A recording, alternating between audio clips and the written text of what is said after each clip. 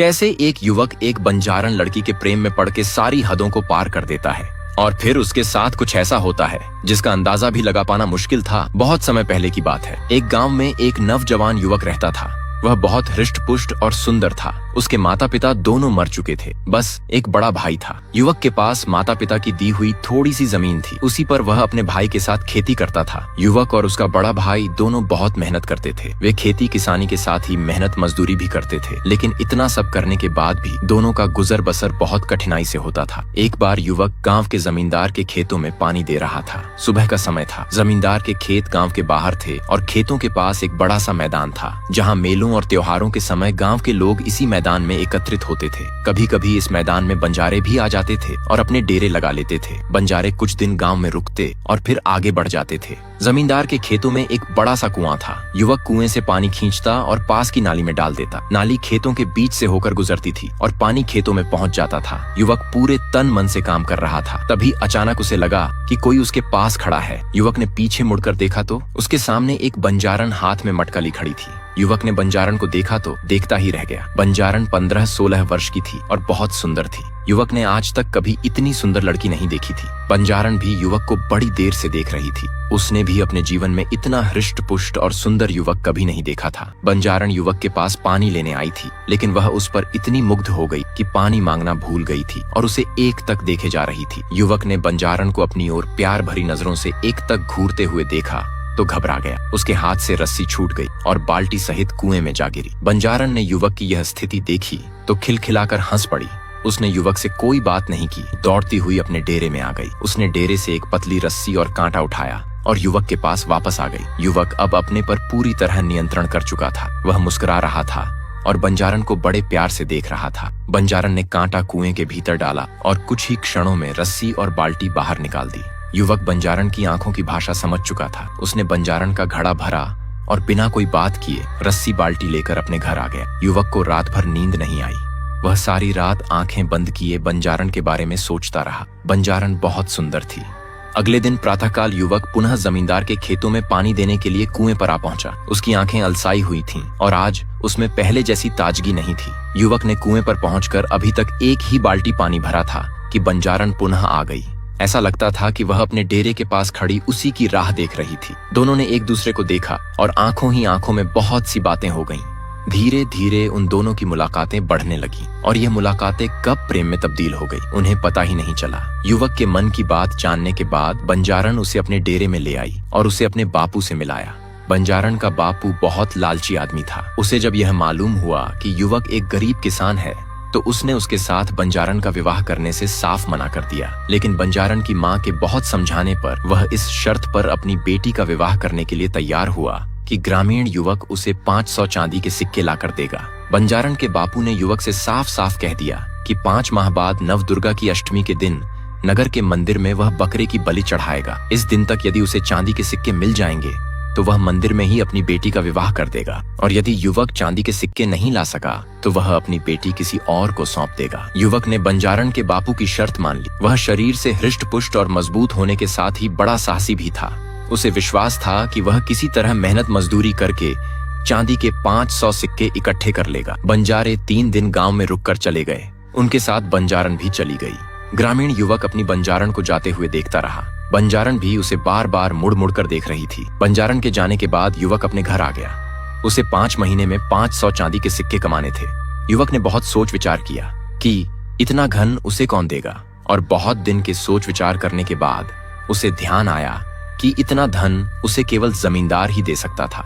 अगले दिन युवक जमींदार की हवेली पहुंचा और उसने जमींदार को अपनी समस्या बताई। जमींदार ने उसकी बात बड़े ध्यान से सुनी। वह युवक को 100 सिक्के प्रतिमाह इस शर्त पर देने के लिए तैयार हो गया कि वह दिन रात जमींदार का काम करेगा और सभी तरह के काम करेगा। युवक ने जमींदार की बात मान ली और जमींदार की सेवा में लग गया। युवक बहुत मेहनती था। वह दिन भर जमींदार के खेतों में काम करता और रात को जमींदार की हवेली में आ जाता और जमींदार उसे जो भी काम देता वह करता।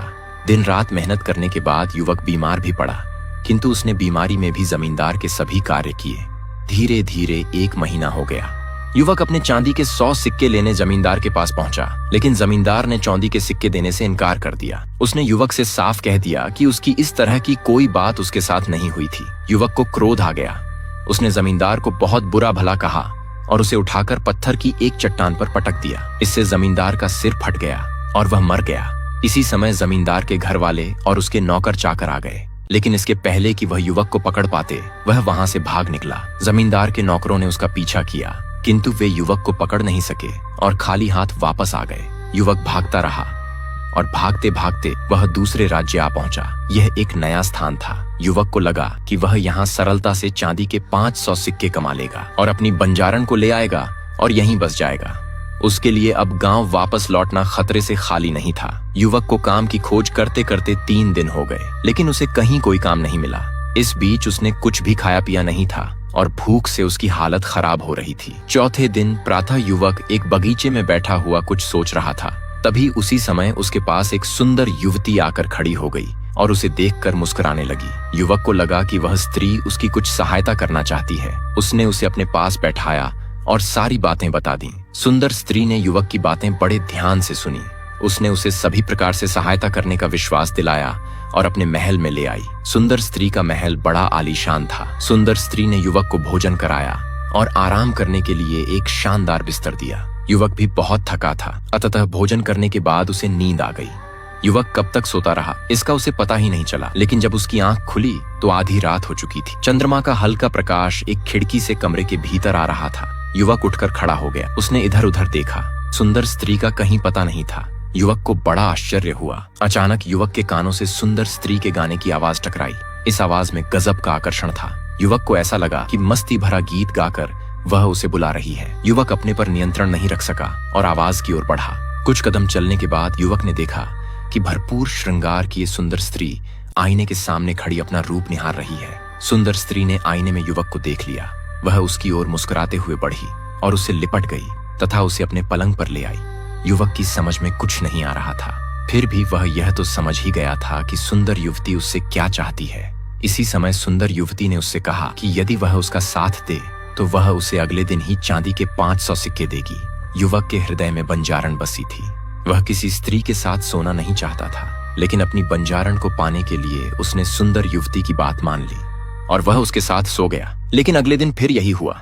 युवक दिन भर सोया और आधी रात के बाद उठा। उसे सुंदर युवती 16 श्रृंगार की प्रतीक्षा करती मिली। उसने उससे कहा कि बस वह एक रात का सुख उसे और दे दे, इसके बाद वह उसे चांदी के 500 सिक्के दे देगी। धीरे धीरे 4 महीने हो गए। सुंदर स्त्री युवक को रोज आधी रात के बाद छलती और उससे अगले दिन चांदी के 500 सिक्के देने का झूठा वादा कर देती। युवक के लिए अब और प्रतीक्षा करना कठिन हो रहा था। एक रात उसने सुंदर स्त्री का साथ देने से मना कर दिया। सुंदर युवती ने उसे बहुत समझाया। उसके समझाने का जब युवक पर कोई प्रभाव नहीं पड़ा तो उसने तरह तरह की धमकियां दी। जब धमकियों का भी युवक पर असर नहीं हुआ तो वह क्रोध में आ गई और उसने रौद्र रूप धारण कर लिया। वास्तव में वह सुंदर युवती एक जादूगरनी थी। उसके पास सब कुछ था, लेकिन बस उसके जीवन में प्यार की कमी थी। उस जादूगरनी के अंदर असल में एक वासना रूपी प्रेत ने जन्म ले लिया था और उसे जब भी कोई पुरुष मिलता वह सभी के साथ ऐसा करती थी। लेकिन उसे जब लगा कि युवक उसकी बात किसी कीमत पर नहीं मानेगा तो उसने अपनी जादुई शक्ति से उसे एक फूल बना दिया और अपने बगीचे के तालाब में लगा दिया। इधर बंजारन ने युवक की 5 माह तक प्रतीक्षा की, लेकिन जब युवक नहीं आया तो वह उसकी खोज में अपना घर बार छोड़कर उसे ढूंढने निकल पड़ी। और ढूंढते ढूंढते एक दिन अचानक बंजारन जादूगरनी के महल में आ पहुंची। प्रातः काल का समय था। जादूगरनी अलसाई सी महल के एक कमरे से बाहर देख रही थी। उसने एक बंजारन को अपने महल के सामने देखा तो उसे शक हुआ कि कहीं यह वही बंजारन तो नहीं है जिसके बारे में युवक ने बताया था। बंजारन को देखते देखते जादूगरनी के मन में यह विचार आया कि बंजारन को बहला फुसलाकर महल में रोक लिया जाए और उसकी सहायता से युवक के साथ मनमानी की जाए। यह विचार आते ही जादूगरनी महल के द्वार पर आई और बंजारन को महल के भीतर ले गई। उसने बंजारन को युवक की पूरी कहानी बताई। उसने बंजारन को यह भी विश्वास दिलाया कि वह आज की रात ही उसे उसके प्रेमी से मिलवा देगी। लेकिन उसने उसे यह नहीं बताया कि उसने युवक को कमल का फूल बनाकर बगीचे के तालाब में लगा दिया है। बंजारन खुश हो गई। उसे लगा कि सामने खड़ी स्त्री एक देवी है और वह उसकी इच्छा अवश्य पूरी कर देगी। जादूगरनी ने बंजारन से दिन भर अच्छी अच्छी बातें की और उसके प्रेमी युवक की बहुत प्रशंसा की। उसे जब लगा कि बंजारन उसके जाल में पूरी तरह फंस चुकी है तो उसने बंजारन से कहा कि वह भी उस युवक को बहुत प्यार करती है, अतः दोनों को उसका प्यार बराबर बराबर मिलना चाहिए। बंजारन को जादूगरनी से ऐसी आशा नहीं थी। वह सब कुछ बांट सकती थी, लेकिन अपना प्यार नहीं बांट सकती थी। वह अपना प्यार पाने के लिए ही अपना घर बार छोड़कर आई थी। जादूगरनी ने बंजारन को समझाने का बहुत प्रयास किया, किंतु बंजारन नहीं मानी और भड़क उठी। जादूगरनी को भी क्रोध आ गया। उसने अपने जादू से बंजारन को एक कीड़ा बना दिया। बंजारन को सब समझते देर नहीं लगी, लेकिन अब बहुत देर हो चुकी थी। फिर भी वह खिड़की के रास्ते महल के बाहर आ गई। इसी समय कीड़ा बनी बंजारन के कानों से उसके प्रेमी युवक की आवाज टकराई। यह आवाज उसे अपने पास बुला रही थी। बंजारन ने इधर उधर देखा। यह आवाज महल के तालाब में खिल रहे एक कमल से आ रही थी। बंजारन की समझ में सब आ गया। जादूगरनी ने उसके प्रेमी को कमल बना दिया था। वह तेजी से कमल के पास पहुंची और उसमें समा गई। इसी समय खिला हुआ कमल बंद हो गया। जादूगरनी बहुत क्रोध में थी। वह कीड़ा बनी बंजारन को ढूंढते ढूंढते बगीचे के तालाब तक आ गई, लेकिन उसे वह नहीं मिली। इसी समय कमल मुरझाया और अपने भीतर कीड़ा बनी बंजारन को लिए हुए पानी में समा गया।